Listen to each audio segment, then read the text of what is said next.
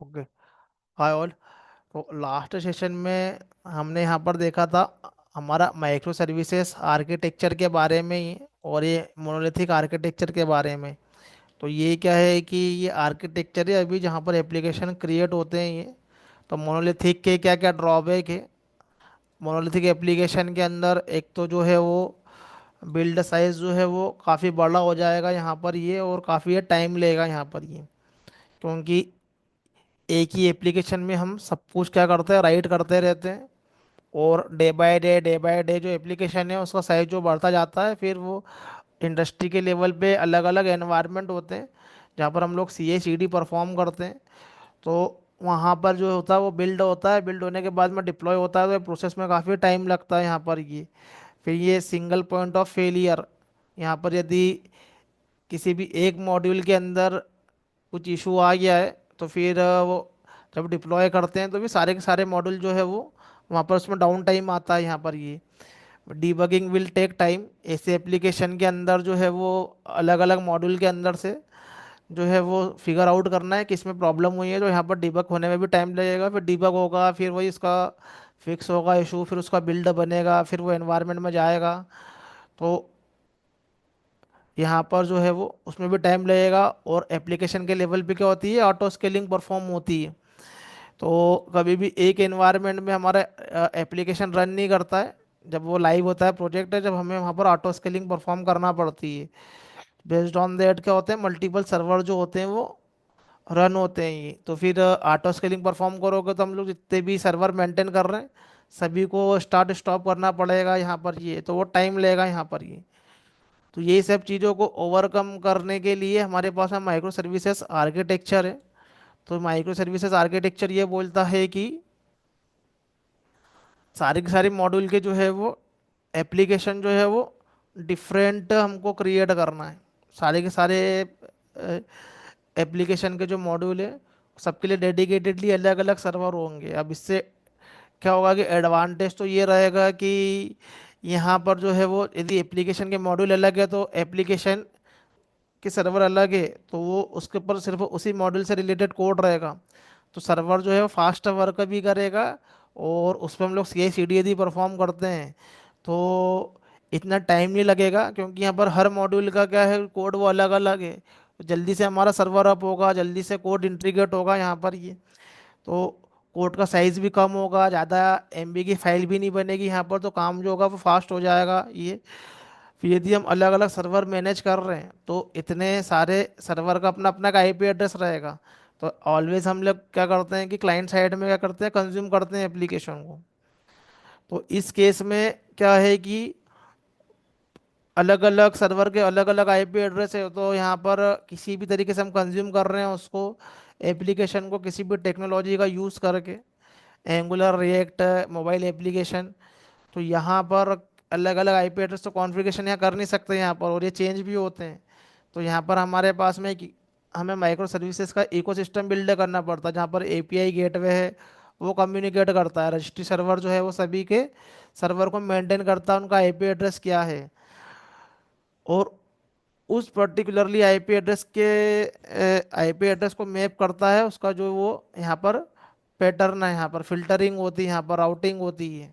तो जो भी जिस भी सर्वर के हमारे पास में डिमांड है उसके यहाँ पर क्या होते हैं, वो कॉन्फ़िगरेशन रहते हैं, उसका पाथ जो है रहता है, कॉन्फ़िगर रहता है यहाँ पर ये। तो वो माइक्रो सर्विसेज आर्किटेक्चर जब अचीव करेंगे तो सब हमको दिखेगा वहाँ पर ये। एडमिन सर्वर होते हैं मैट्रिक्स को देखने के लिए, सारे की सारे सर्वर के अंदर का डिटेल निकालना है, कितने थ्रेड उसमें रन हो रहे हैं, कितना मेमोरी लेके रखा हुआ है, तो ये एडमिन सर्वर है। जिपकिन सर्वर है, यदि एक सर्विस दूसरे को इंटर कॉलिंग यहाँ पर कर रहा है तो आपस में कॉल करने के लिए भी मल्टीपल वे है हमारे पास में। तो रेस्ट टेम्पलेट से भी कॉल कर सकते हैं वो वेब क्लाइंट्स। स्प्रिंग के अंदर ही फीचर है वेब क्लाइंट, फिन क्लाइंट, वैसे भी वो कॉल कर सकते हैं। तो ये इंटरनली आपस में भी कॉल करते हैं। तो यदि हमको देखना है किसने किसको कॉल किया तो वो हमारा जिपकिन सर्वर है वो ट्रेसिंग करता है यहाँ पर ये। इससे पता चलता है कि किस किस सर्विस ने किसको कॉल किया, वो हायरार्की हमें पता चलती है यहाँ पर, जिपकिन स्लूट बोलते हैं। कॉन्फ़िगरेशन सर्वर होता है, तो काफ़ी सारी हमारे पास में कॉन्फ़िगरेशन फाइल हो जाती है यदि हम लोग अलग अलग सर्वर पर यदि यहाँ पर कॉन्फ़िगरेशन फाइल यदि रखते हैं तो ये, तो जैसे कि मोनोलिथिक में भी कॉन्फ़िगरेशन फाइल रहेगी तो एक ही जगह पे प्लेस हो जाएगी वो, क्योंकि सब कुछ एक ही प्रोजेक्ट में है। लेकिन माइक्रो सर्विसेज में क्या है कि बहुत सारे प्रोजेक्ट है, तो सभी का कॉन्फ़िगरेशन फाइल यहाँ पर अलग अलग रहेगा। यदि तो कॉन्फ़िगरेशन फाइल वेरी करता है बेस्ड ऑन एनवायरनमेंट, तो कितनी कॉन्फ़िगरेशन हम लोग फाइल रखेंगे यहाँ पर, ये तो सभी को उठाकर हम लोग एक गिट पे मैनेज कर लेते हैं। और जब जिसकी डिमांड है वो रीड कर लेता है यहाँ पर with the help of configuration server. तो हमारा जो अलग अलग सर्विसेज जो हैं वो उससे यहाँ पर मैनेज होती है। फिर एक चीज़ आती है यहाँ पर हमारा ये ईएल के स्टैक। तो ये तीन सर्वर है एक्चुअली में, ये इलास्टिक सर्च है, लॉजिस्टिक एंड किबाना। तो जब हमें लॉग की मॉनिटरिंग करना है, एप्लीकेशन के लेवल पे क्या होते हैं, लॉग जनरेट होते हैं जो कि हमको मॉनिटर करने पड़ते हैं ये, क्योंकि एप्लीकेशन मेंटेनेंस फेज में रहेगा, कोई इशू आएगा तो कुछ तो होगा हमारे पास में उसको ट्रेस करने के लिए। तो हमको उसके लॉग एनालिसिस करना पड़ते हैं। तो ये लॉग जो है वो ईएल के जो है वो यहाँ पर हमको डैशबोर्ड के फॉर्म में दिख जाता है कि किस लाइन पर किस प्रोजेक्ट के अंदर इशू है। तो ये एडवांस टूल है, ईएल के होता है, स्प्लंक होता है इंडस्ट्री के लेवल पे, डेटाडॉग।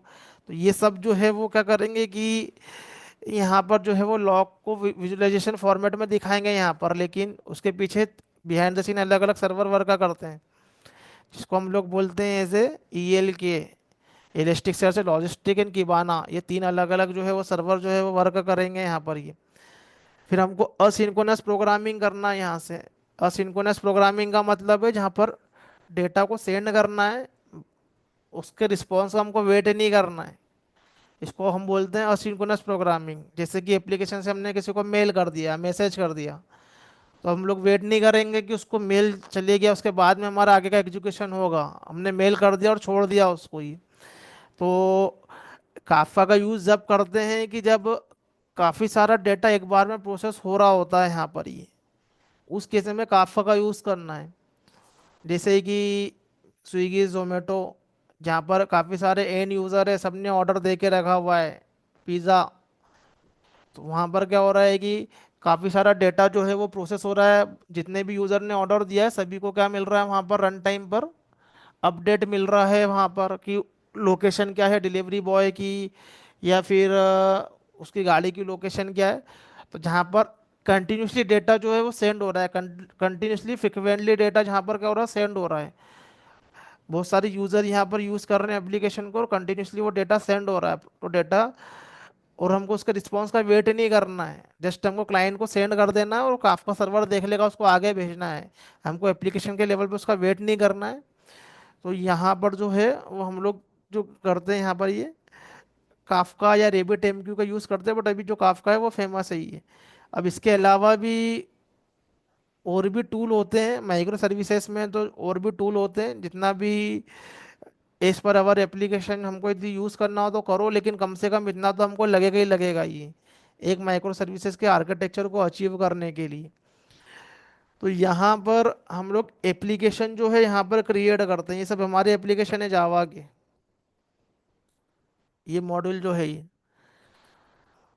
और ये जो है ये हमें रेडीमेडेड दिए हुए हैं, ये रजिस्ट्री सर्वर, एडमिन सर्वर, ये सब हमको स्प्रिंग क्लाउड ने दिया हुआ है ये। और गेटवे जो है स्प्रिंग क्लाउड का भी है, गेटवे हमें हमारा क्लाउड भी देता है ये। तो एक माइक्रो सर्विसेज इकोसिस्टम को अचीव करना है, तो जो एक्सटर्नल टूल जो लगते हैं उसको अचीव करने के लिए, तो हमारा क्या होता है माइक्रो सिस्टम, माइक्रो सर्विसेज का जो है वो एज ए ये हमें इकोसिस्टम जो है ये बन जाता है। अब यदि माइक्रो सर्विसेज इकोसिस्टम बन गया तो मैंने पहले ही बोला कि एक बार क्रिएट हो गया तो काफ़ी स्मूथ रहेगा यहाँ पर ये एप्लीकेशन जो है ये।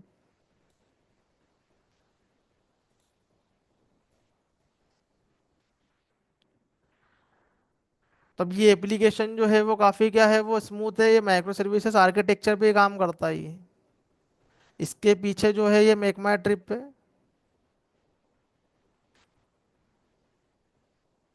तो मेक माई ट्रिप पे ये सारे के सारे मॉड्यूल के पीछे जो डेटा आ रहा है वो अलग अलग सर्वर से आ रहा है। ये सब अलग अलग बिजनेस एरिया है यहाँ पर ये, तो वो अलग अलग सर्वर से डेटा आ रहा है और ये बहुत स्मूथली वर्क कर रहा है यहाँ पर ये। तो यहाँ पर किसी भी मॉड्यूल में यदि प्रॉब्लम होती है तो वो उसी मॉड्यूल का प्रॉब्लम रहता है, उसका इम्पेक्ट अदर बिजनेस पे नहीं आता है। तो वेरी लार्ज स्केल एप्लीकेशन, जहाँ पर एक ही एप्लीकेशन में काफ़ी सारे बिजनेस हैंडल होते हैं, वहाँ पर माइक्रो सर्विसेज आर्किटेक्चर काम करता है। ये ये होटल मैनेजमेंट या एज ए कॉलेज मैनेजमेंट ऐसे एप्लीकेशन के लिए काम का नहीं है, वहाँ मोनोलिथिक से काम कर लो। तो जहाँ पर मिलियन ऑफ यूजर है, बिजनेस एरिया है, वहाँ पर ये आर्किटेक्चर काम का है, वहाँ पर ये। तो हम हर काम के लिए क्या करते हैं, अलग अलग सर्विसेज क्रिएट करते हैं और उसका आपस में कम्युनिकेशन करवाते हैं। तो ये हमारे पास में जो है ये ऐसे ही है, माइक्रो सर्विसेज आर्किटेक्चर है। तो माइक्रो सर्विसेज आर्किटेक्चर के अंदर जो है वो हर काम इंडिपेंडेंट है। तो यहाँ पर कोई सिंगल पॉइंट ऑफ फेलियर नहीं है कि एक जगह पे फेल हो गया, यदि हमारा एक मॉड्यूल बंद हो गया तो सारा मॉड्यूल बंद हो जाएगा, या उस पर डाउन टाइम आएगा, उसको बंद करना पड़ेगा। ज़रूरी नहीं है, यहाँ पर ये डिबगिंग करने में भी टाइम नहीं लेगा यहाँ पर, क्योंकि ईएल के भी बता देगा हमें कि कहाँ पर इशू है, कौन से मॉड्यूल में इशू है। तो सिर्फ उतना ही मॉड्यूल है जिसको हमको क्या करना पड़ेगा है कि उसको डाउन करना पड़ेगा। यहाँ पर ये ऑटो स्केलिंग जो है यहाँ पर वो परफॉर्म होती है। तो यहाँ पर इसको क्रिएट करना और उसके ऊपर ऑटो स्केलिंग करना। अब क्या होता है कि इस केस में, माइक्रो सर्विसेज के केस में,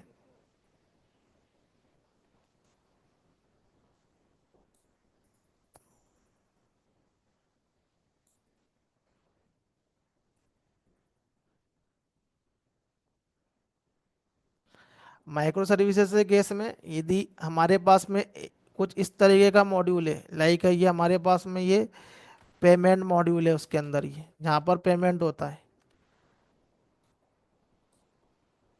और हमारे पास में ये ऑर्डर मॉड्यूल है, जहाँ पर क्या होते हैं, ऑर्डर जो होते हैं वो प्लेस होते हैं ऑर्डर।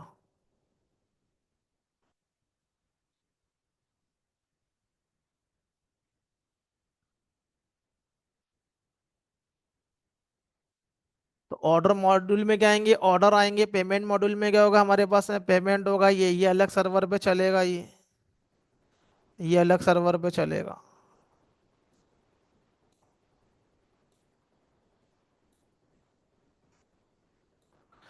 फिर इसके अलावा क्या होता है कि प्रोडक्ट का एक मॉड्यूल रहेगा, प्रोडक्ट मॉड्यूल, जहाँ पर क्या होगा कि इसका नाम मैं दे देता हूँ प्रोडक्ट मॉड्यूल की जगह पर प्रोडक्ट सर्च मॉड्यूल।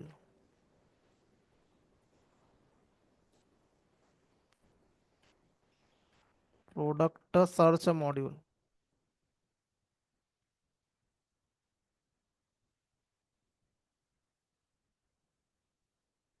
ये उसी एप्लीकेशन का एक अलग से क्या रहेगा या पार्ट रहेगा। अब जैसे ही क्या करते हैं कि हम फ्लिपकार्ट का एप्लीकेशन जो हमारा है ये,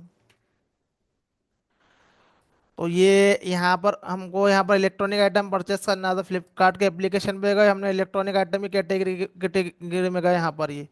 अब हमको यहाँ पर जो है वो प्रोडक्ट परचेस करना है मोबाइल, तो हमने यहाँ पर क्या करा, मोबाइल पे क्लिक किया तो यहाँ पर डेटा आया। तो ये सारा की सारा जो हमारा प्रोसेसिंग होगा, ये हमारा जो होगा ये प्रोडक्ट सर्च मॉड्यूल से होगा ये। तो हम क्या करते हैं यहाँ पर कि पर्टिकुलरली हमारे पास में काफ़ी सारे मॉड्यूल है। अब प्रोडक्ट सर्च मॉड्यूल है वो जब सबसे ज़्यादा यूज़ होगा ये। पेमेंट वाला मॉड्यूल है वो यूज़ कम होगा, क्योंकि जब पेमेंट करेगा कोई भी कस्टमर, उसके बाद में ये मॉड्यूल का यूज़ आएगा यहाँ पर ये। लेकिन ये ज़्यादा से ज़्यादा लोग तो टाइम पास ही करते हैं यहाँ पर,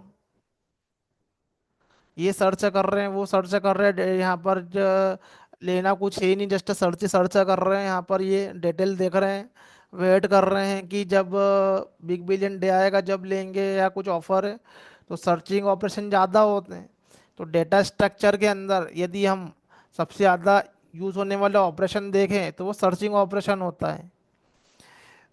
इंसर्शन भी वन टाइम होगा। अब किसी वेंडर ने यहाँ पर प्रोडक्ट का डिटेल डाल दिया तो वो उसका डिटेल डाल देगा, वो जो भी उसका सेलर है उसका जीएसटी नंबर और ये एक बार डिटेल डाल देगा। बाकी उसको क्या करते रहेंगे, मिलियन ऑफ यूज़र क्या करते रहेंगे, प्रोडक्ट को यहाँ पर वॉच करते रहेंगे यहाँ पर। ये तो इंसर्शन वाला काम कम होता है, एज ए डेटा स्ट्रक्चर की बात करें तो हम लोग।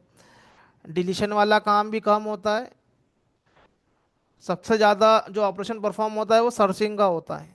सबसे ज़्यादा क्या होता है, सर्चिंग होती है। जहाँ पर डेटा है वो तुम्हारा क्या हो रहा है, सर्च होके प्रोसेस होके आ रहा है, तो सर्चिंग ऑपरेशन जो होता है वो फास्ट होना चाहिए सारी की सारे लेयर्स पे।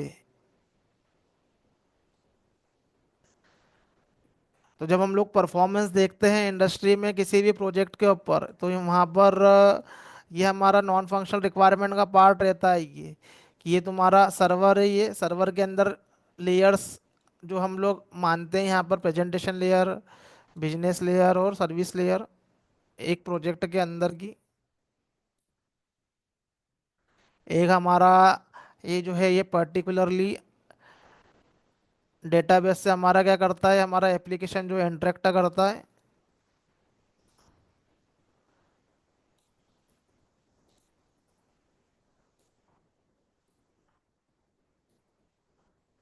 अब ये हमारे रहते हैं एंड यूज़र। अब ये एक नहीं रहते हैं, ये बड़े बड़े एप्लीकेशन में तो मिलियंस में रहते हैं, और एक बार में काफ़ी सारे यूज़र क्या करते हैं, लॉगिन करके रखते हैं।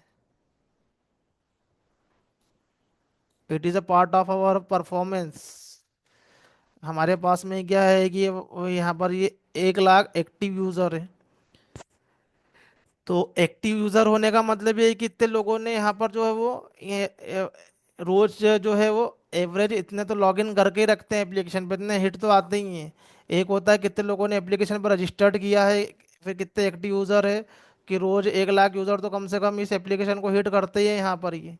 तो ओवर द नेटवर्क क्या होगा कि यहाँ पर हमारा एप्लीकेशन जो है वो रन होगा यहाँ पर ये, और ये माइक्रो सर्विसेज आर्किटेक्चर में बना हुआ है ये मान के चलते हैं हम लोग ये। अब ये हर मॉड्यूल के अंदर ये लेयर आएगी, ये प्रेजेंटेशन लेयर जो मैं बोलता रहता हूँ, API layer, business layers, database layer, persistence layer, अलग अलग नाम से। और ये हमारा डेटाबेस पे कम्युनिकेट करते हैं ये। तो ये हाइपोथेटिकल सिचुएशन है। अब ऐसा माइक्रो सर्विसेज आर्किटेक्चर यदि रहेगा ये, तो ऐसे क्या रहेंगे कि हर मॉड्यूल के लिए क्या है कि हमारे पास में ये एप्लीकेशन यहाँ पर है, ये सभी के अंदर लेयरिंग का अप्रोच है ये।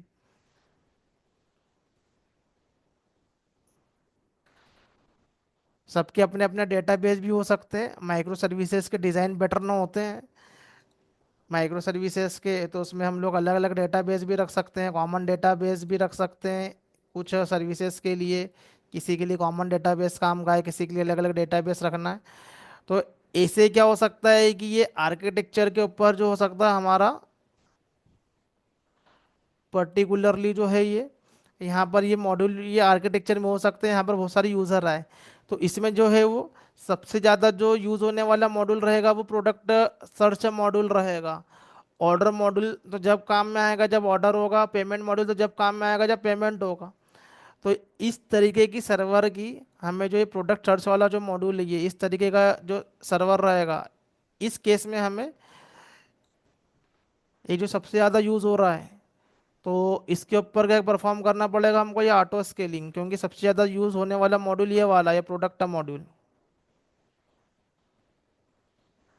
हमको इस पे क्या करना पड़ेगा, ऑटो स्केलिंग परफॉर्म करना पड़ेगा ये इस पर्टिकुलरली मॉड्यूल के लिए यहाँ पर ये, क्योंकि सर्च ज़्यादा काम कर रहा है, तो ज़्यादा मशीनें एक्टिव रखना पड़ेगी उसके लिए सर्च ऑपरेशन को परफॉर्म करने के लिए यहाँ पर ये।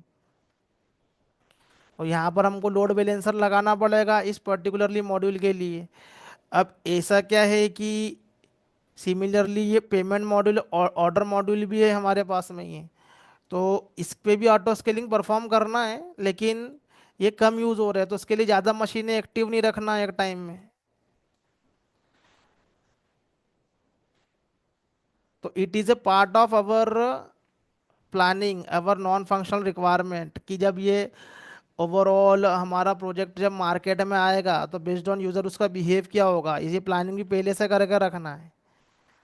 अब वो ई कॉमर्स एप्लीकेशन है, तो वो ऑब्वियसली है कि ई कॉमर्स एप्लीकेशन जो रहेंगे उसमें दिन पे दिन यदि एक्टिव यूज़र बढ़ते जाएंगे, जैसे कि अभी लेटेस्ट एप्लीकेशन आया हमारे पास में ये जेप्टो। तो उसकी प्लानिंग में पहले से ही सब डिसाइडेड होगा कि जब ये एक बड़ा यूज़ केस है ये जो कि काफ़ी प्रॉब्लम सॉल्व कर रहा है, वो हमारा ई कॉमर्स प्लेटफॉर्म है जहाँ पर क्विकली क्या होते हैं प्रोडक्ट डिलीवर होते हैं। इसमें अमेजोन फ्लिपकार्ट जैसा टाइम नहीं लगता है। यहाँ पर कुछ टाइम में क्या होता है डिलीवरी होती है जेप्टो एप्लीकेशन में ही। तो उसके क्या होते हैं कि इस कॉन्सेप्ट के ऊपर जो है वो एक्टिव यूज़र जो है वो ज़्यादा काम कर रहे हैं, ज़्यादा एक बार में लॉगिन आ रहे हैं, ज़्यादा ऑन बोर्ड हो रहे हैं नए नए यूज़र यहाँ पर ये। तो यहाँ पर जो सर्चिंग के काफ़ी सारे सर्वर ऑन रखने पड़ेंगे, यहाँ पर ये ऑर्डर के ऑन रखना पड़ेंगे। तो बेस्ड ऑन एप्लीकेशन क्या करना पड़ता है कि हमको काफ़ी सारे जो सर्वर है उसको वो ऑन रखना पड़ता है। तो यहाँ पर जो मेन चैलेंजेस जो है इंफ्रास्ट्रक्चर लेवल पर चैलेंजेस है। इंफ्रास्ट्रक्चर यहाँ पर काफ़ी बड़ा रहेगा इस केस में यदि माइक्रो सर्विसेज एप्लीकेशन है।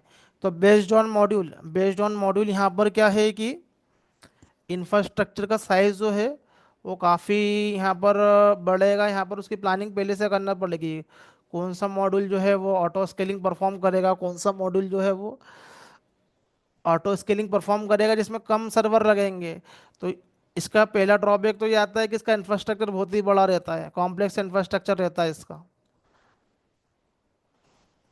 तो ये इसका ड्रॉबैक हम नहीं बोल सकते, ये लगता ही है ये।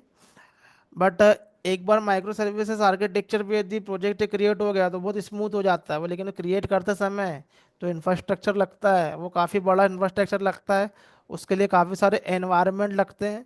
तो मोनोलिथिक एप्लीकेशन में इंफ्रास्ट्रक्चर इतना बड़ा नहीं रहता है, सिंगल सिंगल सर्वर पे एप्लीकेशन टेस्ट हो जाते हैं। बट ऐसे एप्लीकेशन के अंदर जो है वो इंफ्रास्ट्रक्चर का साइज जो है वो बढ़ जाता है यहाँ पर ये।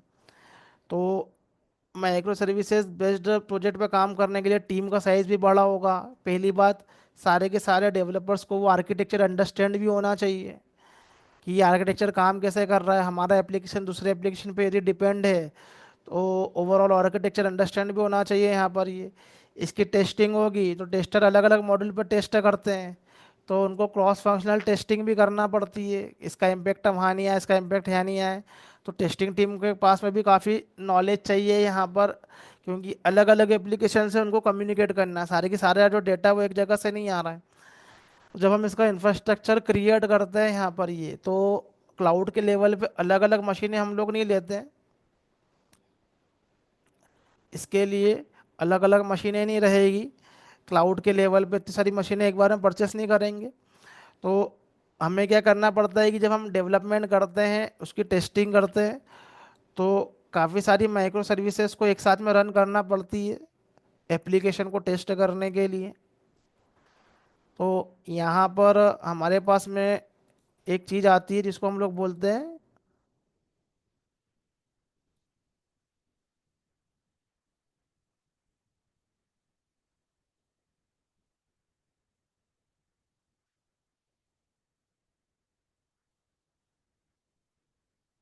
डॉकर।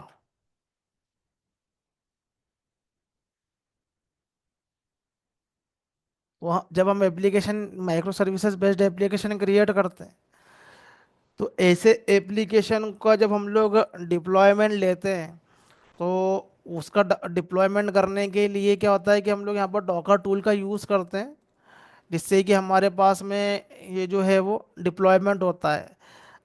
विथाउट डॉकर जो डिप्लॉयमेंट होता है वो ऐसा होता है कि हमने यहाँ पर बिल्ड क्रिएट किया एप्लीकेशन का, वो सीधे सर्वर पर डाला यहाँ पर मोनोलिथिक के केस में। लेकिन माइक्रो सर्विसेज के केस में यदि मैनुअल मशीनें हम लोग लेंगे और उसके ऊपर अलग अलग सर्वर डिप्लॉयमेंट करेंगे तो ये क्या होता है कि काफ़ी कॉम्प्लेक्स प्रोसेस होगा। ये अलग से टॉमकेट को इंस्टॉलेशन करो, पहली बात तो जितनी सर्विसेज उतनी मशीनें परचेस करो मिनिमम। हमारे पास में 5 सर्विसेज यहाँ पर है, तो हमारे पास में 5 मशीनें तो सर्विसेज की हो जाएगी।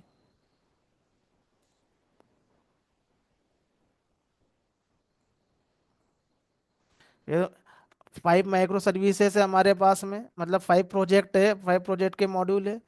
तो उसके लिए हमारे पास में जो है वो 5 मशीन लग गई है। फिर हमको वो इकोसिस्टम चाहिए जो हमारे पास में एपीआई गेटवे है, एडमिन सर्वर है, अब इसके अंदर हमारे पास में जो है वो 8 मशीन लग गई यहाँ पर। तो ये एप्लीकेशन को टेस्ट कहाँ पर करना है, क्यूए एनवायरनमेंट में करना है, यूएटी एनवायरनमेंट में करना है, फिर पायलट एनवायरनमेंट में करना है, फिर हमें इसको टेस्ट करना है हमारे प्रोडक्शन में। तो प्रोडक्शन में तो ठीक है, प्रोडक्शन में मशीनें लग सकती है, ये प्रॉब्लम नहीं है, प्रोडक्शन के अंदर तो इंफ्रास्ट्रक्चर लगता ही है, एप्लीकेशन को हमको स्मूथ करना है। लेकिन इन एनवायरनमेंट में भी क्या है कि हमें मशीनें लगेगी, तो फिर इसके लिए यहाँ पर 13 मशीन लो, ये एनवायरनमेंट के लिए लो। पायलट एनवायरनमेंट परफॉर्मेंस टेस्टिंग होगी तो हमको ऑटो स्केलिंग परफॉर्म करना पड़ेगी। तो ये मान लो 50+ मशीनें लग गई यहाँ पर, किसी मॉड्यूल के अंदर कम मशीनें लगेगी, किसी के अंदर ज़्यादा लगेगी, जैसे कि सर्च वाला मॉड्यूल है ये, तो अब इतनी मशीनें परचेस करना पड़ेगी। तो इतनी सारी मशीनें हो जाएगी, फिर उन मशीनों को मैनेज करने के लिए टीम लगेगी, डेवऑप्स टीम लगेगी, यहाँ पर नेटवर्क का टीम लगेगी, क्लाउड इंजीनियर लगेंगे यहाँ पर। तो इतना कॉम्प्लेक्स हो जाएगा कि मशीन मशीन के अंदर ही इशू होंगे, एक मशीन में इशू आ गया कि एप्लीकेशन, फिर वो मशीन को ट्रेस करो या मशीन को ट्रेस करो। तो ये सब प्रॉब्लम को रिजोल्यूशन देता है हमारे पास में डॉकर।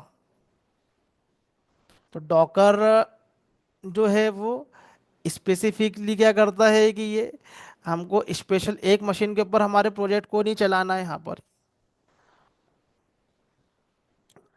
हमको स्पेसिफिकली मशीन के ऊपर हमारे पास में प्रोजेक्ट हमको अलग अलग नहीं चलाना, हम एक मशीन के ऊपर भी मल्टीपल प्रोजेक्ट रन करवा सकते हैं। ये तो डॉकर टेक्नोलॉजी जो है ये, तो डॉकर क्या करता है कि हमारे पास में ये एक मशीन है,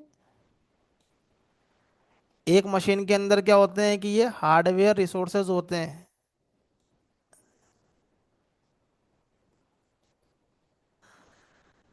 ये मैं अभी हाई लेवल बता रहा हूँ, बाकी ये इसको हम लोग डिटेल में देखेंगे।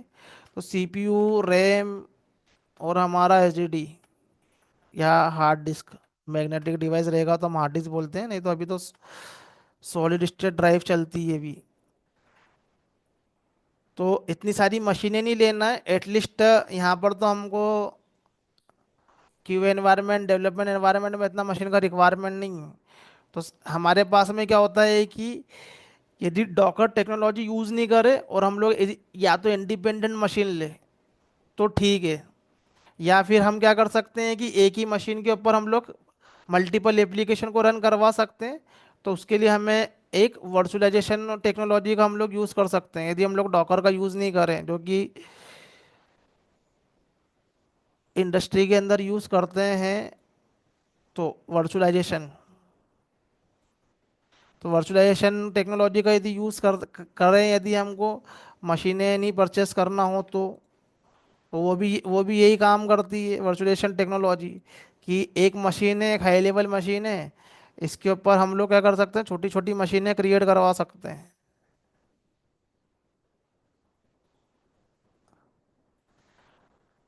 माइक्रो सर्विसेज जहाँ है वहाँ पर 100% डॉकर है। अब मैंने यहाँ पर क्या करा है कि यहाँ पर मैंने 4 मशीनें यहाँ पर क्रिएट करवा ली। अब इसका कॉन्फ़िगरेशन यदि है कि यहाँ पर जो है वो मेरा सीपीयू जो है वो 16 GB सीपीयू है मेरे पास में ये, और ये मेरे पास में ये 1 TB हार्ड डिस्क है। तो मैंने यहाँ पर क्या करा है कि डिवाइड कर दिया इसको मैंने ये 4 GB में, इसको मैंने कर दिया यहाँ पर 4 GB में, इसको मैंने यहाँ पर रैम यहाँ पर दे दी 4 GB।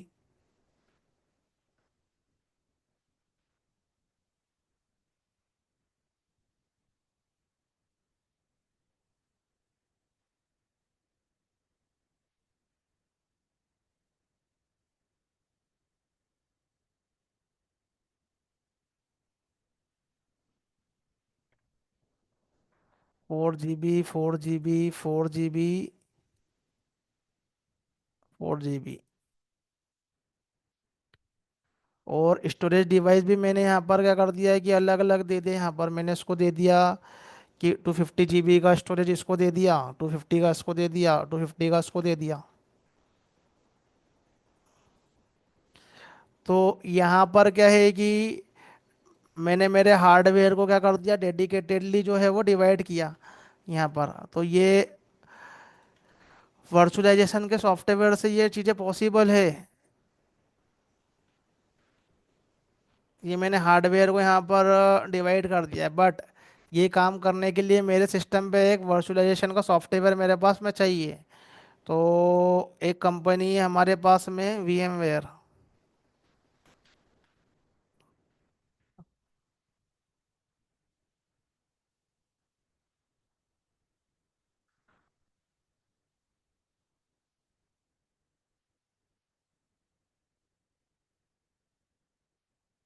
तो VMware का सॉफ्टवेयर आता है हमें हमारे पास में, जो कि हमें ये वर्चुअलाइजेशन करके देता है ये। तो VMware है, उसको इंस्टॉलेशन करो और उस पे डिवाइड कर लो अपने हार्डवेयर रिसोर्सेज को यहाँ पर। ये देखना हो तो मैं दिखा भी सकता हूँ, मेरे सिस्टम पर है ये सॉफ्टवेयर।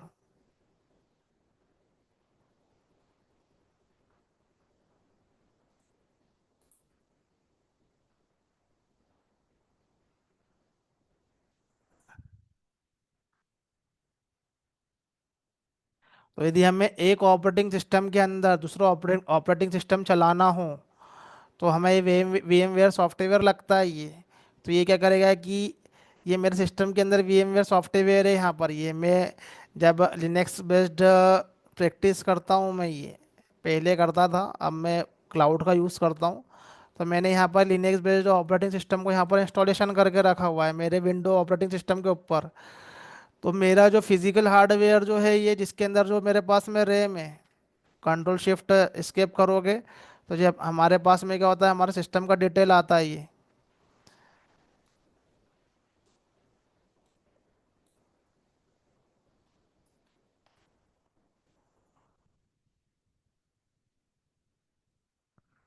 तो सिस्टम के हमारे पास में क्या है कि जो भी इंफॉर्मेशन है, लाइक 16 GB का मेरे पास में रैम है मेरे सिस्टम में, जो भी मेरा हार्ड डिस्क का डिटेल है, तो उसमें से मैं डिवाइड कर लूँगा मैं ये। तो मैं एक नया ऑपरेटिंग सिस्टम में यहाँ पर रन करूँगा मैं ये। तो यहाँ पर मैं यहाँ पर उसको कॉन्फ़िगर कर दूंगा कि 2 GB मुझे इसके लिए चाहिए, मुझे इतना हार्ड डिस्क जो है ये, मेरे हार्ड डिस्क में से इतना परसेंटेज जो है 20 GB का, वो मुझे ये ऑपरेटिंग सिस्टम के लिए मिल जाएगा। जो मेरा प्रोसेसर है, प्रोसेसर के अंदर कोर होते हैं, अभी मल्टी कोर प्रोसेसर होते हैं, तो मुझे 2 कोर जो है मैं इसके लिए यूज़ करना चाहता हूँ। मैं मेरे हार्डवेयर को मैं डिवाइड करना चाहता हूँ मैं। उसके बाद में इसको मैं रन करूँगा मैं। तो ये सब मेरा ब्रेक हो जाएगा मेरा हार्डवेयर, और इतने मेरा नया ऑपरेटिंग सिस्टम रन होगा ये। अब मान लो कि 16 GB है मेरे पास में, तो मैं 4 ऑपरेटिंग सिस्टम को एक बार में यहाँ पर चला सकता हूँ मैं। तो ऐसा हम लोग क्या कर सकते हैं कि ब्रेक कर सकते हैं, लेकिन ये ऐसा यूज़ करेंगे यहाँ पर ये, तो अब हमारा क्या होता है, सिस्टम पूरा हैंग हो जाता है यहाँ पर ये। क्योंकि हमारे लैपटॉप इतने हाईली परफॉर्मेंस नहीं देते हैं ये। एक आध दो मशीन चलाओगे तो हैंग होने लग जाएगा ये। तो उससे बेटर है कि क्लाउड यूज़ कर लो रिमोटली।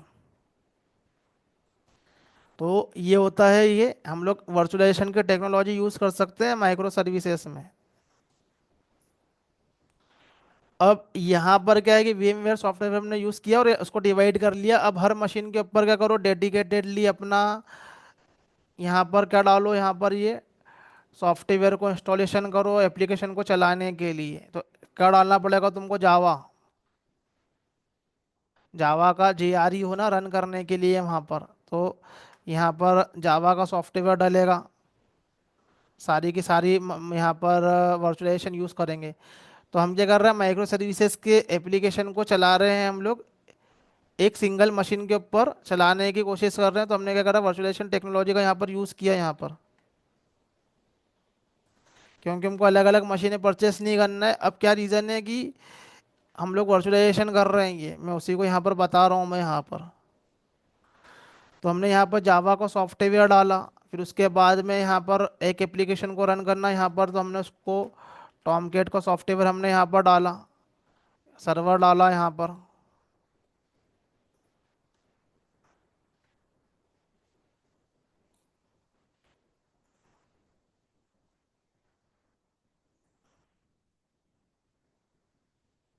इसके ऊपर जो है वो हमारा एप्लीकेशन डलेगा सर्वर के ऊपर। ये हमारा एप्लीकेशन जो हो रहा है वो रन हो रहा है। अब इस तरीके से वर्चुअलाइजेशन यदि यूज़ करते हो, डॉकर का भी हम लोग यूज़ नहीं कर रहे हैं, हम लोग इसको यूज़ कर रहे हैं, तो हमने हमारे हार्डवेयर को ब्रेक कर दिया। अब हार्डवेयर को ब्रेक करने के बाद में ये सब सेटअप करना पड़ेगा, ये क्योंकि हम लोग माइक्रो सर्विसेज आर्किटेक्चर फॉलो कर रहे हैं यहाँ पर। तो सारी सारी एप्लीकेशन को यहाँ पर एक ही मशीन पर डाल रहे हैं, हम लोग मल्टीपल मशीनें भी परचेस नहीं कर रहे हैं। अब यहाँ पर हमारा एप्लीकेशन रन हो रहा है। यहाँ पर अब हमने क्या देखा कि जब एप्लीकेशन हमारा रन हो रहा है, जब हम उसको यूज़ कर रहे हैं, तो जो एप्लीकेशन जो है वो हमारा मेमोरी ले रहा है या रैम ले रहा है, वो 2 GB का जो है वो हमेशा क्या कर रहा है, वो रैम ले रहा है एप्लीकेशन को रन करने के लिए। वो 2 GB का मेमोरी ले रहा है। 250 GB जो ने अब हमने जो सेपरेट कर रही है, वो हमारा काम सिर्फ 50 GB से हो रहा है। तो जब एप्लीकेशन को रन करने के लिए हमारे पास में जो हमने हार्डवेयर को ब्रेक किया है, तो जब एप्लीकेशन रन हो रहा है तो उतना ही ले रहा है, वो उससे ज़्यादा नहीं ले रहा है वो जब एप्लीकेशन रन कर रहा है। तो इस केस में क्या होते हैं कि हमने जो मशीनों को डिवाइड कर दिया, लेकिन मशीन जो उस पर्टिकुलरली मशीन के जो रिसोर्स है जो प्रॉपरली यूज़ नहीं हो रहे हैं वो। तो इस केस में क्या है कि हमारे पास में रिसोर्सेस वेस्टेज होंगे। जितना भी हमने एप्लीकेशन को दिया है, वो एप्लीकेशन जो है वो प्रॉपरली क्या हो रहे हैं, यूज़ नहीं हो रहे हैं, वो रिसोर्सेज प्रॉपरली यूज़ नहीं हो रहे हैं। हमने 4 GB दे के रखा, लेकिन 2 GB भी हमारा जो एवरेज टाइम आ रहा है वो 2 GB ले रहा है, जो एवरेज मेमोरी ले रहा है वो।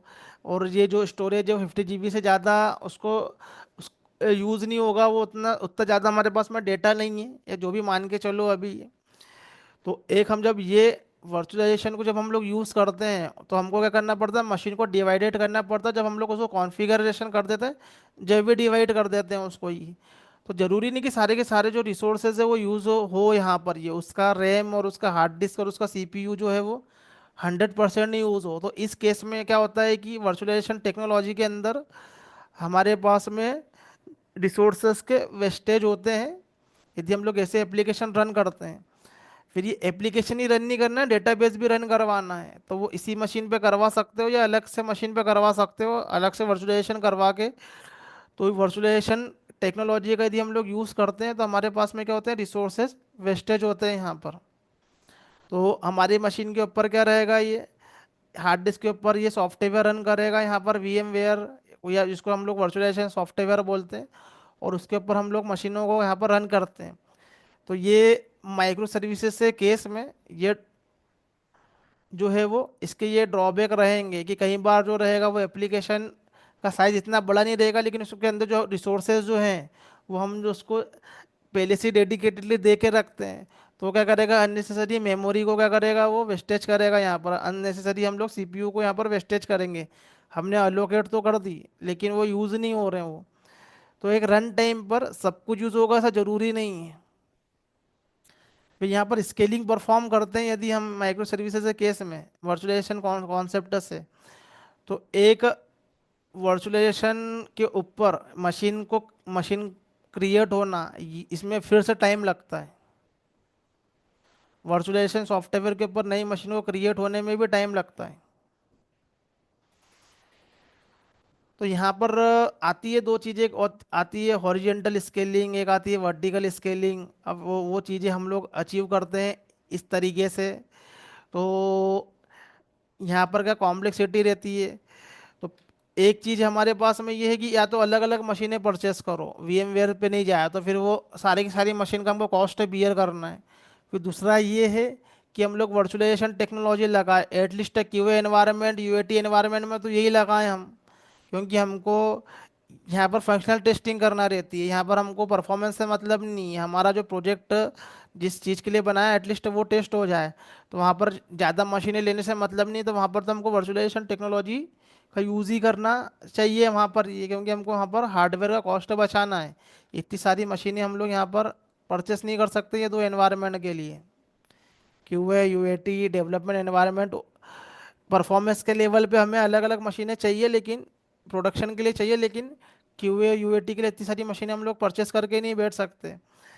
तो यहाँ पर जो होते हैं हमारे पास में हार्डवेयर रिसोर्सेज वेस्ट होते हैं यदि हम लोग वर्चुअलाइजेशन टेक्नोलॉजी के ऊपर जाते हैं तो इसी के अल्टरनेटिवली हमारे पास में टेक्नोलॉजी आई जिसका नाम है डॉकर। तो डॉकर के अंदर क्या होता है कि काम सेम ही करता है वो, लेकिन डॉकर के अंदर हमें यहाँ पर जो है वो वर्चुअलाइजेशन सॉफ्टवेयर को इंस्टॉलेशन नहीं करना है। हमको जो इंस्टॉलेशन करना है वो करना है हमको यहाँ पर ये डॉकर इंजन।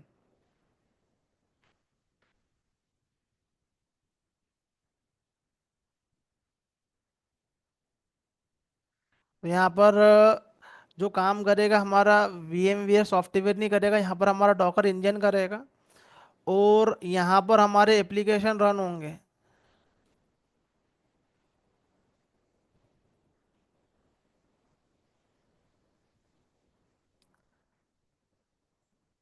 अब डिफरेंस ये आएगा कि यहाँ पर हमें हार्डवेयर जो है हमारा ये उस पे हम लोग जो मेमोरी का लोकेशन करते हैं, जब हम लोग VMware से अलग अलग मशीनें क्रिएट करते हैं, ये हमें नहीं करना है डॉकर के केस में। ये हमें नहीं करना है। ये हमारा डॉकर ऑटोमेटिकली देखेगा या डॉकर का इंजन जो है ये ऑटोमेटिकली क्या कर लेगा, हार्डवेयर से हमारे रिसोर्सेज को उठाएगा। तो डॉकर इंजन क्या करता है कि जितना हमें ज़रूरी है एप्लीकेशन को रन करने के लिए सिर्फ उतने ही रिसोर्सेज को यूटिलाइज करता है ये। और जब डॉकर का एप्लीकेशन रन हो रहा होता है ये जब ही करता है ये। जब ये एप्लीकेशन वर्क नहीं करता है तो ये जो रिसोर्सेज ये फ्री हो जाते हैं, ये दूसरे एप्लीकेशन को यहाँ पर रन करने के लिए काम में आते हैं। ये सब मैनेज करता है हमारा डॉकर इंजन ये। तो वर्चुअलाइजेशन कॉन्सेप्ट में क्या होता है कि हमने जो डेडिकेटेडली डिफाइन कर दी एक बार, तो फिर जब वो रन होगा तो वो डेडिकेटेडली वो मेमोरी उसको डिफाइन हो जाएगी वो वहाँ पर ले। अब वो पूरा यूज़ करे या नहीं करे, तो इस केस में हमारे रिसोर्सेज क्या होते हैं, वेस्टेज होते हैं। क्योंकि कोई से एप्लीकेशन है वो ज़्यादा रिसोर्स कंज्यूम कर सकते हैं, कोई से एप्लीकेशन है वो ज़्यादा रिसोर्स कंज्यूम नहीं करेंगे, लेकिन हमने डेडिकेटेडली उसको मेमोरी दे दी है यहाँ पर ये। तो बेस्ड ऑन एप्लीकेशन हमारे पास में, जैसे माइक्रो सर्विसेज के केस में प्रोडक्ट वाला जो मॉड्यूल है वो ज़्यादा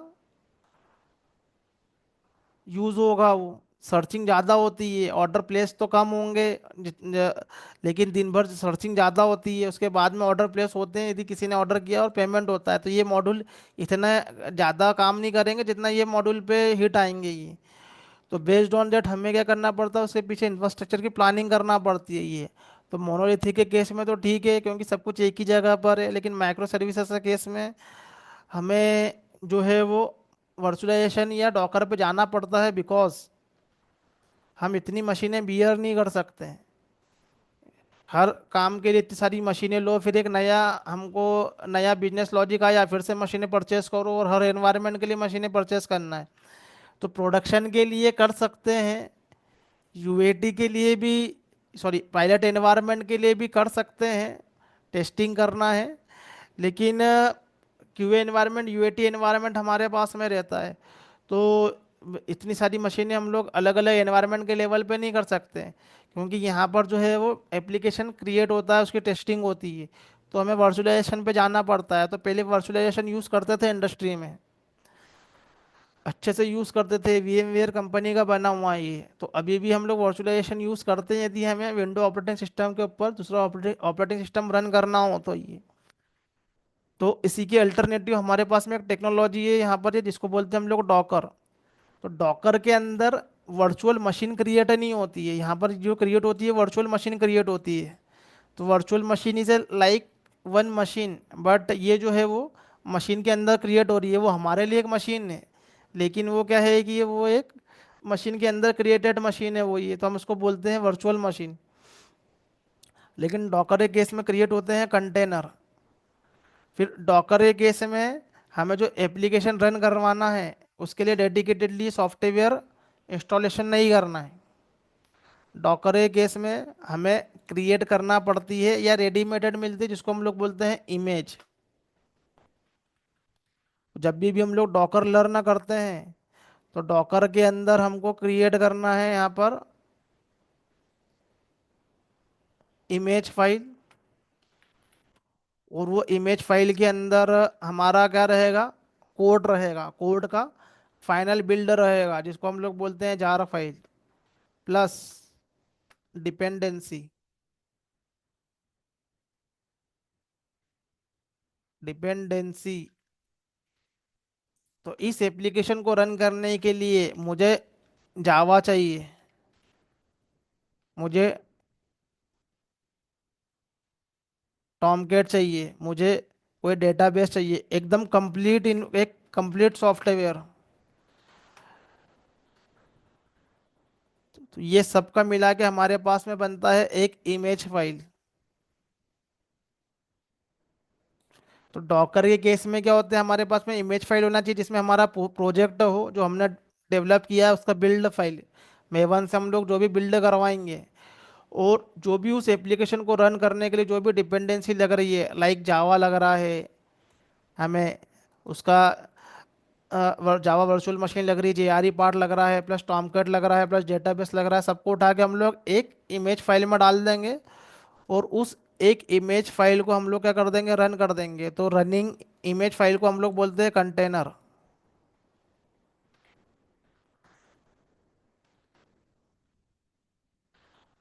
तो एप्लीकेशन के लेवल पर यहाँ पर जब हम लोग इमेज फाइल क्रिएट करते हैं तो ये हमारा प्रोजेक्ट रहता है और ये डिपेंडेंसी रहती है यहाँ पर ये टॉमकैट।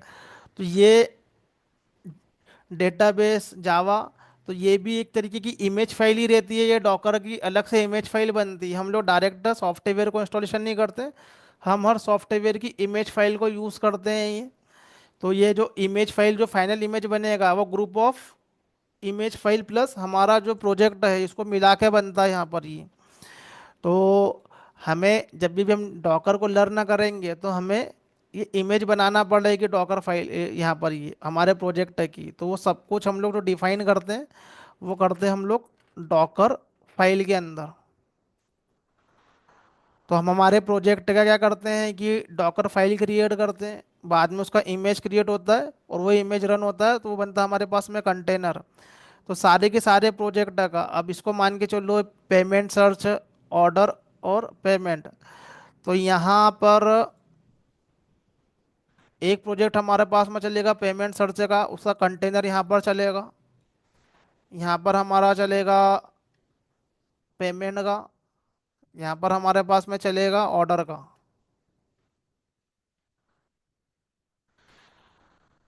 तो डॉकर का यूज़ करोगे तो डॉकर में होता है इमेज फाइल है, पूरा के पूरा प्रोजेक्ट यहाँ पर चलता है ना। हमको यहाँ पर एडिशनली सॉफ्टवेयर इंस्टॉलेशन करना है प्रोजेक्ट चलाने के लिए, ये सॉफ्टवेयर सब अवेलेबल हो जाएंगे जब हम प्रोजेक्ट का इमेज फाइल क्रिएट करेंगे। हमारी ये डॉकर फाइल के अंदर हम सब कुछ मेंशन करते हैं, डॉकर फाइल के अंदर हमारा प्रोजेक्ट प्लस कौन कौन से उस प्रोजेक्ट को चलाने के लिए जो भी सॉफ्टवेयर लगते हैं वो फाइल होती है हमारी डॉकर फाइल। फॉर एग्जांपल के लिए जावा का कोड, तो इसको जावा का कोड मानो। तो जावा कोड का होता है कंपाइल होता है, कंपाइल होने के बाद बाइट कोड जनरेट होता है और वो बाइट कोड है वो सब दूर रन होता है। तो ये इमेज इज बाइट कोड ये मान के चलो। तो जो भी डिफाइन करना है डॉकर फाइल में डिफाइन कर दो उस प्रोजेक्ट को रन करने के लिए, और इमेज के अंदर क्या करना है कि हमको यहाँ पर ये वो एक फाइनल इमेज बन जाएगा। अब उसको दुनिया में तुम किसी भी डॉकर के जो डॉकर इंजन पे चलाओ वो application as it is run कर जाएगा यहाँ पर ये। तो हमें बहुत सारे एक एप्लीकेशन को रन करने के लिए बहुत एफर्ट लगाने पड़ते हैं। उसके अलग से सर्वर डाउनलोड करो, डेटाबेस डाउनलोड करो, डेटाबेस को इंस्टॉलेशन करो, और अलग अलग एनवायरनमेंट में अलग अलग चेंजेस आते हैं। तो आजकल इंडस्ट्री जो है वो शिफ्ट हो रही है कंटेनर टेक्नोलॉजी के ऊपर। उनके प्रोजेक्ट जो होते हैं वो कंटेनर के अंदर रन होते हैं। ये कंटेनर करने का मतलब ये होता है कि मशीन के ऊपर वो प्रोजेक्ट डायरेक्टली रन होते हैं, हमको एडिशनल सॉफ्टवेयर इंस्टॉलेशन खुद से नहीं करना है, सब उस इमेज फाइल के अंदर ऑलरेडी अवेलेबल है। चलाने के लिए जो भी उस प्रोजेक्ट को चलाने के लिए जो भी मैंडेटरी सॉफ्टवेयर सब उसकी इमेज फाइल में अवेलेबल है ये। तो इसके लिए डॉकर टेक्नोलॉजी का यहाँ पर हमको लर्न करना पड़ता है। ये मैंने ओवरव्यू दिया है, मैंने को डॉकर के बारे में अभी कोई डिटेल में नहीं बताया है मैंने ये ओवरव्यू इसलिए दिया है कि यहाँ पर माइक्रो सर्विसेज आर्किटेक्चर था, इसलिए मैंने यहाँ पर ये ओवरव्यू दिया है। तो माइक्रो सर्विसेज आर्किटेक्चर के एप्लीकेशन जो है वो ऐसे इंडिपेंडेंट मशीन में करवाओगे ऐसे रन तो कॉम्प्लेक्सिटी बढ़ जाएगी उसकी। बहुत ज़्यादा कॉम्प्लेक्स हो जाएंगे ये, क्योंकि हम लोग जब एप्लीकेशन क्रिएट करते हैं तो अलग अलग एनवायरनमेंट में करते हैं, तो फिर हमारे हमें मशीन हैंडलिंग करना पड़ेगी ये। तो हम लोग एक अप्रोच यूज़ कर सकते हैं, हम लोग वर्चुअलाइजेशन कर सकते हैं, लेकिन वर्चुअलाइजेशन करने में जो होगा रिसोर्सेज वेस्टेज होंगे। फिर यहाँ पर जो है वो हमें ये VMware वर्कस्टेशन टाइप से हम लोग क्या करते हैं, सॉफ्टवेयर को यूज़ करेंगे, तो वैसे ही क्या होता है फिर ये इशू होंगे ये। फिर अलग अलग VM के ऊपर भी हमें क्या करना पड़ेगा, इसको इंस्टॉलेशन करना पड़ेगा, जावा को, टॉमकैट को। तो डॉकर टेक्नोलॉजी हमारे पास में क्या होती है कि बहुत सारे काम को रिड्यूस करती है, क्योंकि यहाँ पर क्या होता है कि डॉकर इंजन होता है जो कि रिसोर्स मैनेजमेंट करता है। तो यहाँ पर हमको कोई एडिशनली रिसोर्सेज डालने की ज़रूरत नहीं है। फिर हम लोग यहाँ पर एप्लीकेशन को पूरा की पूरा रन करवाते हैं, जिसको हम लोग कंटेनर बोलते हैं। तो उस पर्टिकुलरली कंटेनर का जो इमेज फाइल रहता है उसके अंदर वो एप्लीकेशन और उसको सारे के सारे रन करने में जो भी सॉफ्टवेयर लगते हैं वो सब उस पर्टिकुलरली इमेज में रहेंगे वो। तो वो इमेज बनती कैसी है, डॉकर फाइल में, फाइल से वो इमेज बनती है। तो आजकल डेवलपर की रिस्पॉन्सिबिलिटी रहती है कि कोड भी राइट करना है, और साथ में क्या है कि उसका डॉकर फाइल भी वो राइट कर दे वो। क्योंकि एप्लीकेशन अब डायरेक्ट सर्वर पर डिप्लॉय नहीं होते हैं। मॉडर्न एप्लीकेशन जो है, माइक्रो सर्विसेज बेस्ड एप्लीकेशन है, वो सर्वर पर डिप्लॉय नहीं होंगे, वो डिप्लॉय होंगे हमारे वो एज ए पर्टिकुलरली डॉकर के कंटेनर क्रिएट होंगे, उसके कंटेनर के अंदर सर्वर वगैरह सब कुछ रहेगा ये। जो भी एप्लीकेशन को रन करने के लिए जो भी सॉफ्टवेयर लगते हैं हम लोग सब इमेज फाइल में डाल देते हैं, हमको अलग से उसको इंस्टॉलेशन करने की ज़रूरत नहीं है ये। इसके बहुत एडवांटेज है, उसको हम लोग डॉकर के केस में देखेंगे।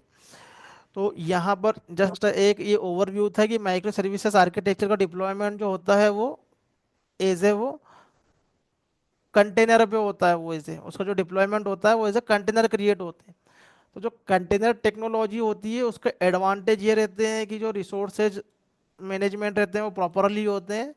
प्लस जब भी हमें एप्लीकेशन की ऑटो स्केलिंग परफॉर्म करना हो, जो ये वाला केस है, ऑटो स्केलिंग करना हो जब भी हम, तो जो कंटेनर टेक्नोलॉजी है वो बहुत फास्टली वर्क करती है। कंटेनर क्रिएट जो होते हैं बहुत फास्ट क्रिएट होते हैं। तो मल्टीपल कंटेनर भी सेम एप्लीकेशन के रन करवा सकते हैं हम ये। यहाँ पर ऑटो स्केलिंग होती है, बहुत फास्ट होती है, बहुत ही फास्ट होती है। क्विकली कंटेनर क्रिएट होते हैं, रीज़न ये है उसका कि ना कोई यहाँ पर कोई सर्वर का रिक्वायरमेंट है नया, ना कोई उसमें कोई एडिशनल सॉफ्टवेयर इंस्टॉलेशन हमको करना है ये। सब वो एंड टू एंड सब जो उसका इमेज फाइल बना हुआ है जस्ट उसको रन करवाना है यहाँ पर ये। तो ये रन होते हैं, सीधे रन हो जाते हैं यहाँ पर ये। कोई मतलब कोई एडिशनल कोई मशीन नहीं है वो, कि वो मशीन के ऊपर सर्वर स्टार्ट होगा, सर्वर स्टार्ट होने का हमें वेट करना पड़ेगा, फिर सर्वर के अंदर एप्लीकेशन रहेगा। ये कंटेनर है यहाँ पर, ये इमेज फाइल जो है जस्ट हमको रन करवाना ही। तो क्या होता है कि जब एक बड़ा एप्लीकेशन रहता है उसमें काफ़ी सारी सर्विसेज रहती है, और काफ़ी सारी सर्विसेज को रन करने के लिए काफ़ी सारे क्या होते हैं हमारे पास में कंटेनर होना चाहिए। और वो सारे के सारे कंटेनर एक ही मशीन पर हो ये ज़रूरी नहीं है। अभी तो मैंने एक मशीन का यूज़ किया, लेकिन मुझे बहुत सारे यदि मेरे पास में माइक्रो सर्विसेज यदि बने हुए हैं और वो एक एक बार में रन यदि हो रहे हैं, तो कंटेनर एक ही मशीन में हम लोग सारे के सारे माइक्रो सर्विसेज को क्रिएट नहीं कर सकते। हमें अभी भी क्या लगेगी, मल्टीपल मशीनें लगेगी। तो हमने क्या करा है कि हमारे पास में लेट से क्या है कि 10 माइक्रो सर्विसेज है यहाँ पर ये, मतलब 10 छोटे छोटे प्रोजेक्ट है। तो पहला अप्रोच ये है कि मशीनें ले लो अलग अलग, तो अभी नहीं लेना है हमको। 10 मशीनें ले लो 10 को चलाने के लिए, तो ये नहीं लेना है। दूसरा अप्रोच ये है कि इसमें से ब्रेकआउट कर लो यहाँ पर, ये 3 मशीनों में से। तो एक के अंदर 3 सर्विसेज चला लो, दूसरे के अंदर 3 चला लो, दूसरे के अंदर 4 करवा लो। तो हमको ये वाला अप्रोच भी यूज़ नहीं करना है, मशीनें भी नहीं लेना है, हमको कंटेनर का यूज़ करना है यहाँ पर ये 3 मशीनों के ऊपर। तो हम लोग कंटेनर का यूज़ कर सकते हैं यहाँ पर, कि यहाँ पर हम लोग 3 को चलाएंगे यहाँ पर। यहाँ पर हम लोग इस पर्टिकुलरली क्या करेंगे कि यहाँ पर ये 3 को चला लेंगे।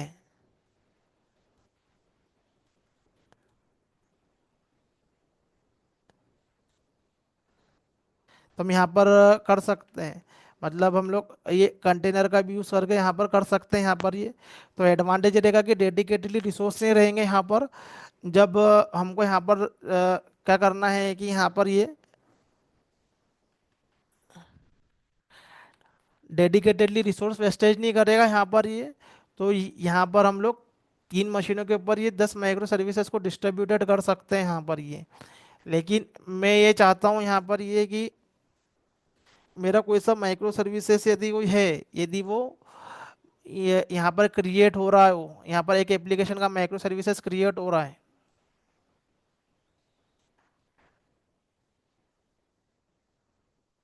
एक एप्लीकेशन का माइक्रो सर्विसेज क्रिएट हो रहा है और क्रिएट होते समय उसमें कुछ इशू आ गया। क्रिएट होते समय उसमें कुछ इशू आ गया, वो क्रिएट नहीं हो गया, उसमें एरर आ गया और वो कंटेनर मेरा रन नहीं हुआ मेरे पास में। तो वो क्या करेगा, फिर से रिक्रिएट करेगा अपने आप को यहाँ पर ये। तो एक पर्टिकुलरली मेरे पास में मैं सर्विसेज जो है ये मैं ये चाहता हूँ कि वो यहाँ पर क्रिएट हो। यदि कुछ इशू आ जाए तो फिर से रिक्रिएट हो वो यहाँ पर ये। फिर मैं ये चाहता हूँ कि जरूरी नहीं कि वो यहाँ पर क्रिएट हो, यहाँ पर भी क्रिएट हो सकता है, वो यहाँ भी क्रिएट हो सकता है वो ये। तो कोई से भी माइक्रो सर्विसेज किसी भी मशीन पे क्रिएट हो सकता है। तो और यदि उसमें इशू आ जाए तो फिर से वो रिक्रिएट होने का ट्राई करेगा वो वहाँ से ही। फिर से वो रिक्रिएट होगा ये। यदि हम लोग चाहेंगे कि किसी माइक्रो सर्विसेज के ऊपर मैं ऑटो स्केलिंग परफॉर्म करना चाहता हूँ कि मुझे इस पर्टिकुलरली माइक्रो सर्विसेज के मुझे 3 इंस्टांस चाहिए, इस पर्टिकुलरली माइक्रो सर्विसेज के मुझे 2 इंस्टांस चाहिए। अभी 10 माइक्रो सर्विसेज है जिसमें से एक माइक्रो सर्विसेज जिसके मेरे पास में मुझे चाहता हूँ कि मेरी डिमांड है कि वो 3 जगह पे एक ही बार में क्रिएट हो। तो एक इधर क्रिएट होगी, एक इधर क्रिएट होगी, एक इधर क्रिएट होगी। एक कोई सी माइक्रो सर्विसेज है जिसके मैं 2 इंस्टांस चाहता हूँ, मैं बाकी सबके मैं एक एक ही चाहता हूँ कि एक एक ही क्रिएट हो। तो मेरे पास में कितने कंटेनर हो जाएंगे, 10 कंटेनर तो इसी के हो जाएंगे 10 के, और एक के 3 और हो जाएंगे, और एक के 2 हो जाएंगे, तो 13 कंटेनर क्रिएट हो जाएंगे यहाँ पर ये, जो कि 3 मशीन में डिस्ट्रीब्यूटेड हो जाएंगे यहाँ पर ये। तो ये पर्टिकुलरली मशीनों के ऊपर कंटेनर क्रिएट करना है हमको ये, बेस्ड ऑन आवर डिमांड। तो डॉकर टेक्नोलॉजी में तो हम ये सीखते हैं कंटेनर क्रिएट कैसे होते हैं। लेकिन यहाँ पर जो है वो कंटेनर क्रिएशन सीखते हैं जस्ट हम ले। लेकिन हमको क्या करना पड़ता है कि रियल टाइम एप्लीकेशन के ऊपर बहुत सारे माइक्रो सर्विसेज जहाँ पर है, तो वहाँ पर हमें कंटेनर भी क्रिएट करना है रन टाइम पर। जहाँ पर हम ये नहीं बोल सकते कि इसी मशीन पे क्रिएट होना चाहिए, तो कहीं पर भी क्रिएट हो सकता है वो कंटेनर। हम ऑटो स्केलिंग भी परफॉर्म कर सकते हैं कि हमें यदि एक सर्विसेज के 3 इंस्टांस चाहिए यहाँ पर ये, तो क्या करना पड़ेगा कि हमें सारे के सारे मशीनों को वॉच करना है बेस्ड ऑन डिमांड। जब जिसका रिक्वायरमेंट है उसके हिसाब से क्या है कि ऑटोमेटिकली मेरे पास में कंटेनर क्रिएट हो जाए। यदि कंटेनर मेरे डाउन हो रहे हैं तो ऑटोमेटिकली वो क्या है कि रिक्रिएट हो जाए, उसको रिक्रिएशन होने का उसके पास में फैसिलिटी रहे। या फिर ऑटोमेटिकली मेरे पास में क्या है कि उसके अंदर ऑटो स्केलिंग परफॉर्म हो। तो इस केस में हमें जो टेक्नोलॉजी यूज़ करना उसको हम लोग बोलते हैं कुबरनेट। बहुत बड़ा टेक्नोलॉजी है ये। तो कुबरनेट का काम जो है वो होता है कंटेनर मैनेजमेंट का। डॉकर का काम है कंटेनर क्रिएशन का, लेकिन कुबरनेट जो करता है वो कंटेनर को मैनेजमेंट करता है यहाँ पर ही। तो कुबरनेट क्लस्टर होता है।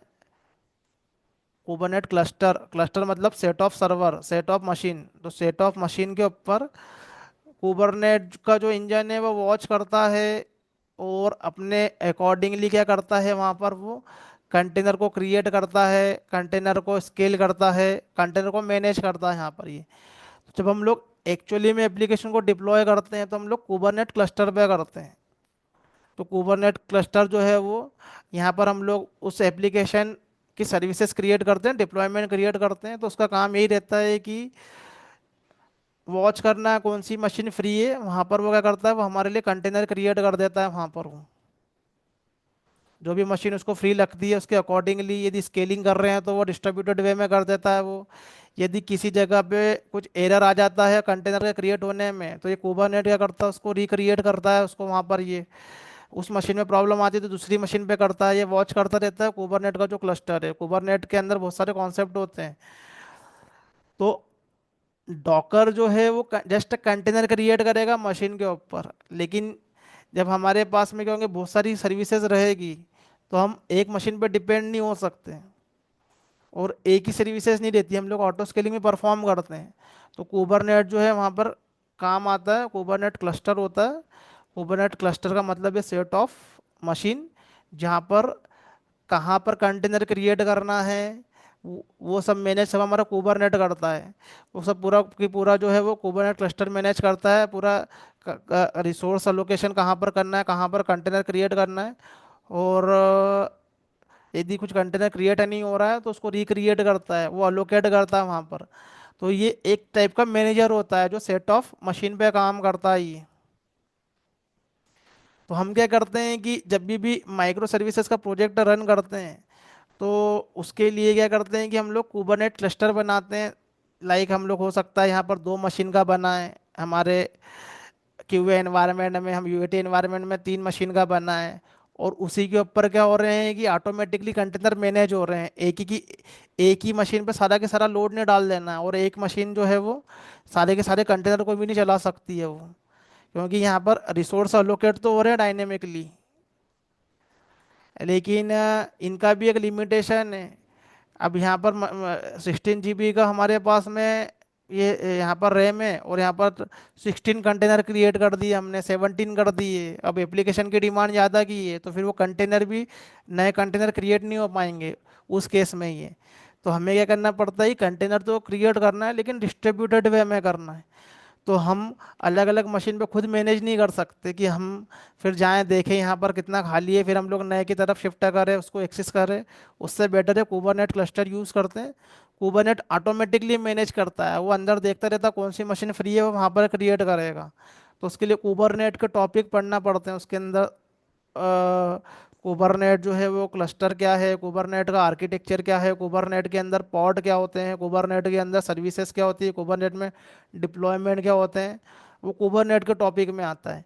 यहाँ पर कंटेनर मैनेज करना हो, लेकिन कंटेनर क्रिएट कैसे करना है वो डॉकर के हमारे पास में आता है ये, कि ये कंटेनर होते क्या हैं, कंटेनर क्या हम लोग इमेज फाइल कैसे क्रिएट करते हैं, डॉकर फाइल क्या होती है ये डॉकर क्यों यूज़ करते हैं। तो माइक्रो सर्विसेज आर्किटेक्चर के अंदर हमारे पास में कॉम्प्लेक्सिटी है मशीनों को लेके, कि हमको हमें बहुत सारी मशीनें चाहिए रहेगी इसको रन करवाने के लिए, उसको टेस्ट करने के लिए। तो एक सॉल्यूशन तो हमारे पास में है कि वर्चुअलाइजेशन यूज़ कर लो, ज़्यादा मशीनें क्रिएट नहीं करना है, लेकिन वर्चुअलाइजेशन का जो सॉफ्टवेयर रहता है वो रिसोर्स को क्या करता है, वो कंजप्शन करता है यहाँ पर। और यहाँ पर माइक्रो सर्विसेज के केस में जो हमारे पास में चैलेंजेस है ऑटो स्केलिंग को लेके, जब हम इस पर CI/CD परफॉर्म करते हैं उसको लेके, तो इस केस में क्या होते हैं, ये पर्टिकुलरली के कॉम्प्लेक्स प्रोसीजर रहेगा इसके अंदर ये, और यहाँ पर एडिशनल सॉफ्टवेयर इंस्टॉलेशन करना पड़ेंगे।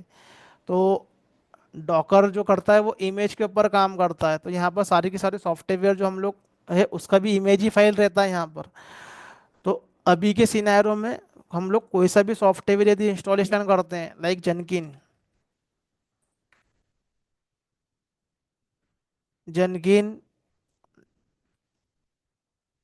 डाउनलोड, तो ऑलवेज अभी के समय में उस सॉफ्टवेयर का यहाँ पर जो है वो हमको वो इंस्टॉलेशन मिलता है, जिसको कि तुम हम लोग डाउनलोड करके यहाँ पर रन करवा सकते हैं। और उस सॉफ्टवेयर का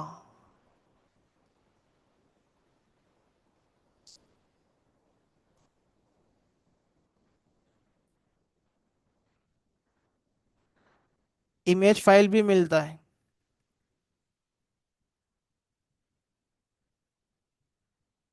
ये जनकिन का जो है ये इमेज फाइल है ये।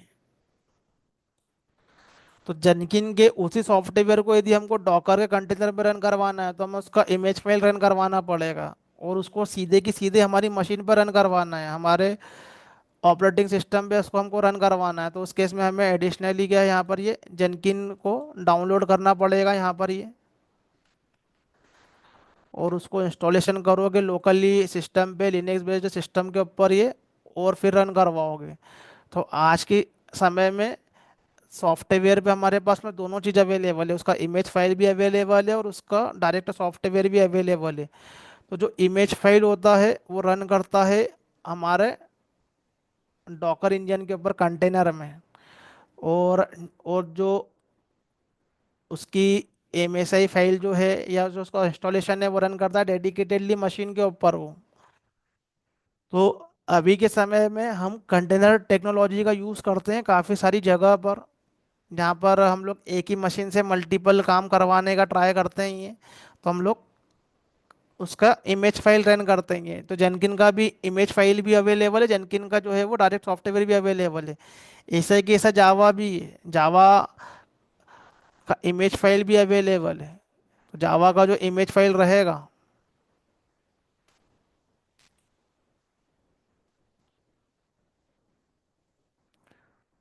डॉकर का, तो वो यहाँ पर ओपन जेडीके के नाम से यहाँ पर उसका इमेज फाइल मिलेगा। ओपन जेडीके, तो यहाँ पर जब हम ओपन जेडीके करेंगे तो ये हमारा ये उस कंटेनर के अंदर चलेगा यहाँ पर जावा। और यदि यूज़ नहीं करोगे यहाँ पर ये, तो डायरेक्ट जावा इंस्टॉलेशन करो अपने ऑपरेटिंग सिस्टम पे करो। ऐसा कि ऐसा टॉमकैट का इमेज फाइल भी मिलता है।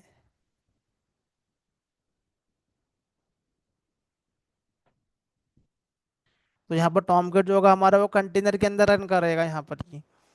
तो यदि हमको हमारे एप्लीकेशन के ऊपर डायरेक्ट हमारे एप्लीकेशन को डायरेक्ट हमारे ऑपरेटिंग सिस्टम पे रन करना है, तो हम लोग बिल्डअप बना के डायरेक्ट हमारे ऑपरेटिंग सिस्टम पे करते ही हैं। और यदि हम चाहते हैं कि हमको डॉकर के कंटेनर पे करना है वो एप्लीकेशन को रन, हमारे मशीन के ऊपर नहीं करना है, हम हमारी मशीन के ऊपर एक छोटी सी मशीन बनाएंगे, वो ऑटोमेटिकली बनेगी। डॉकर इंजन इंस्टॉलेशन कर दो, ऑटोमेटिकली मशीन क्रिएट हो जाएगी वो। तो हमारा जो एप्लीकेशन जो है ये हमारा एप्लीकेशन जो है वो रन करेगा टॉमकैट के ऊपर। लेकिन वो जो टॉमकैट रहेगा वो हमारा होस्ट ऑपरेटिंग सिस्टम का नहीं रहेगा, उस कंटेनर के अंदर रहेगा। जावा भी उस कंटेनर के अंदर रहेगा, डेटाबेस भी उस कंटेनर के अंदर रहेगा यहाँ पर। तो वो उस डेडिकेटेडली छोटी सी मशीन के अंदर हमारा पूरा के पूरा एप्लीकेशन रन हो जाएगा। उस पर हमको डेडिकेटेडली सॉफ्टवेयर इंस्टॉलेशन करने की ज़रूरत नहीं है, डिपेंडेंसी डाउनलोड करने की ज़रूरत नहीं है, डिपेंडेंसी को इंस्टॉलेशन करने की ज़रूरत नहीं है। एक बार इमेज क्रिएट करो और काम खत्म करो, वो पूरा की पूरा एप्लीकेशन उस कंटेनर पर रन हो जाता है वो। तो एज अ डेवलपर हम तो डेडिकेटेडली हमारी मशीन पे करते हैं, बट वो एज ए एनवायरनमेंट में जाते जाते वो पर्टिकुलरली कंटेनर पे होता है। लेकिन एनवायरनमेंट में पहुंचाने के लिए हमें इमेज फाइल क्रिएट करना पड़ता है। तो पहले हम लोग क्या करते थे कि या तो जार फाइल क्रिएट करते थे या वॉर फाइल क्रिएट करते थे। मोस्टली वॉर फाइल क्रिएट करते थे और सर्वर पर डिप्लॉय करते थे। बट अभी के केस में हमें जार या वॉर फाइल डिप्लॉय नहीं करना है, हमें इमेज क्रिएट करना है और उस इमेज का कंटेनर क्रिएट होता है। तो जब हम लोग माइक्रो सर्विसेज पर सी आई सी डी परफॉर्म करते हैं तो अल्टीमेटली हमारा गोल रहता है इमेज क्रिएट करने का। तो जनकिन जॉब के अंदर इमेज क्रिएट होती है, जार या वॉर फाइल तो क्रिएट होती है। उसके बाद नेक्स्ट स्टेप होता है इमेज क्रिएट करने का, और वो इमेज जो है वो डिप्लॉय होती है वो मशीन के ऊपर। और मशीन जो होते हैं वो एक मशीन नहीं है, यदि हमने क्लस्टर ले लिया यहाँ पर कि 3 मशीन के ऊपर डिस्ट्रीब्यूटेड हो जाए तो वो कुबरनेट क्लस्टर के ऊपर डिप्लॉयमेंट होता है उसका। सिंगल मशीन पे तो जब भी करते हैं जब हम लोग प्रैक्टिस करते हैं लर्न करते हैं, लेकिन रियल टाइम में जो होता है वो स्टेट ऑफ मशीन के ऊपर डिप्लॉयमेंट होता है। वो 3 मशीन में से फिगर आउट करेगा कौन सी बेस्ट है, किस पे कर देना चाहिए, उसके ऊपर वो शेड्यूलिंग परफॉर्म करेगा या राउटिंग करेगा, वो सब कुबरनेट हैंडल करता है। इंटरनली सब कुबरनेट का काम है ये, तो वहाँ पर भी कुबरनेट भी ये केस में आ जाता है। बट एज ए डेवलपर हमें कुबरनेट का अंडरस्टैंडिंग चाहिए, लेकिन डॉकर तो हमको पूरा आना चाहिए। क्योंकि हमको हमारे एप्लीकेशन को हमारे सिस्टम पे भी टेस्ट करना है और डॉकर एनवायरनमेंट में भी टेस्ट करके देखना है कि वो चल रहा है या नहीं चल रहा है यहाँ पर ये। तो कल से हम लोग स्टार्ट करेंगे स्प्रिंग फ्रेमवर्क। ये ओवरऑल मैंने हाई लेवल बताया यहाँ पर ये। फिर मैं उसी फ्रेमवर्क से जो भी एप्लीकेशन क्रिएट करूँगा तो नॉर्मल उसको सर्वर पे भी चलवाऊँगा, और उसका मैं डॉकर इमेज क्रिएट करके डॉकर एनवायरनमेंट में भी चला के बताऊँगा ये, ताकि हमें ट्रेडिशनल वे और अभी क्या यूज़ करते हैं वो सब हमें क्लियर होता रहे साथ में ही।